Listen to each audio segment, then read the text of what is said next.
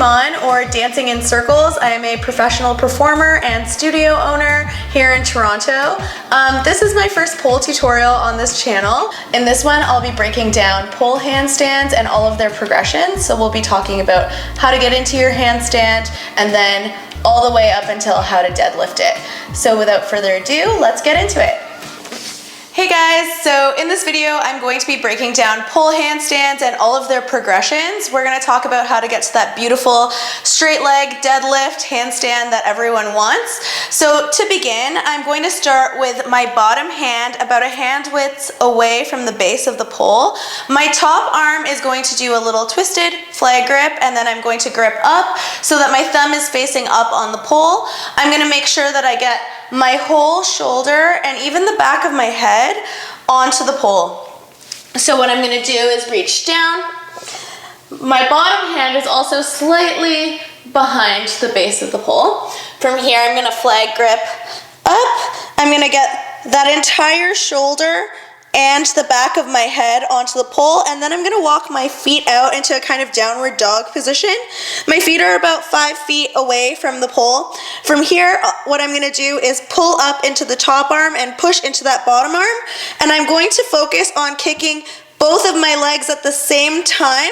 So heel to butt, I'm going to do these little hops, hop, hop, and try to feel that moment of weightlessness and catch a little bit of air time, if that makes sense. From there, I want you to hold that tuck and see if you can hold it up. I am really pushing into the back of my head, pulling into that top arm, pushing into the bottom arm. So we'll come down here, reach up, and then we're going to do these hops, and I'm going to try to hold that tuck, hold it up, and come back down.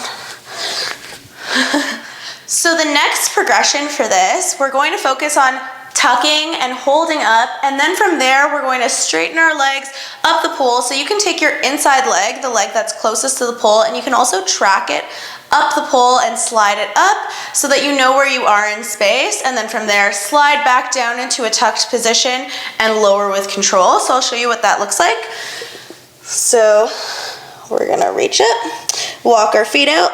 From here I'm gonna hop, hold that tuck, and then straighten my legs up the pole. Now I'm going to come back into a tuck and lower slowly. So for this next one, we're going to continue to use that hop, but instead of kicking the heels to the butt, this time I'm going to focus on hopping and going straight into a wide straddle. I'm going to straddle wide on the way up, and then I'm going to close my toes at the top. From there, I'm going to come down by coming through that straddle and then closing at the bottom, if that makes sense. So I'll show you what that looks like. I'm going to bring my bottom hand down onto the floor, my top hand and my shoulder, and don't forget about the head. I really find that pushing into the head and the shoulder gives you a lot more contact with the pole, and it really does help with this move. So I'm going to come down, reach up, my head is in contact with the pole, and then I'm going to step it out. From here I'm going to do a little hop, so I'm going to bend my knees and I'm going to hop and straddle right away.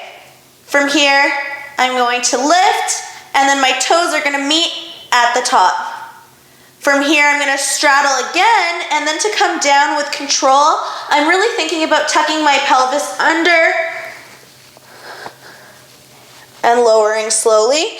And what we're doing here is we're training the negative, so we're training slowly lowering and lowering with control so that we can do that same control on the way up.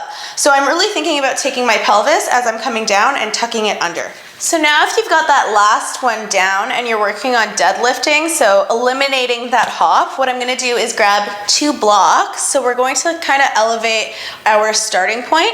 So what I'm going to do is I'm going to measure about 5 feet away from the pole, and I'm going to set them up so that they're fairly wide, so that when I start, my feet are wider than hip distance. From here, I'm going to bring my feet onto the blocks. I'm going to set up my hands.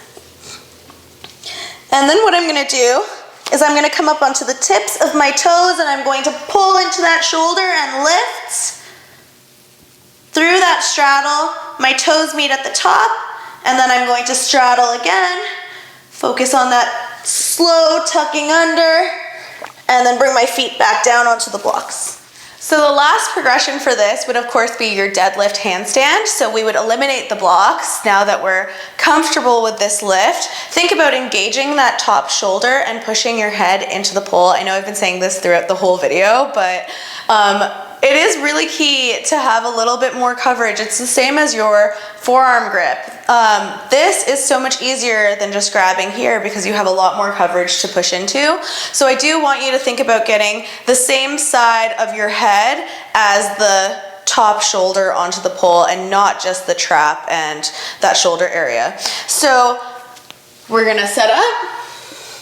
And then from here, we've eliminated the blocks, of course, but it's nice to kind of rise up onto the tiptoes, lift through your straddle, close at the top, and then straddle wide again. Focus on tucking under, toes meet at the bottom. And there's your deadlift.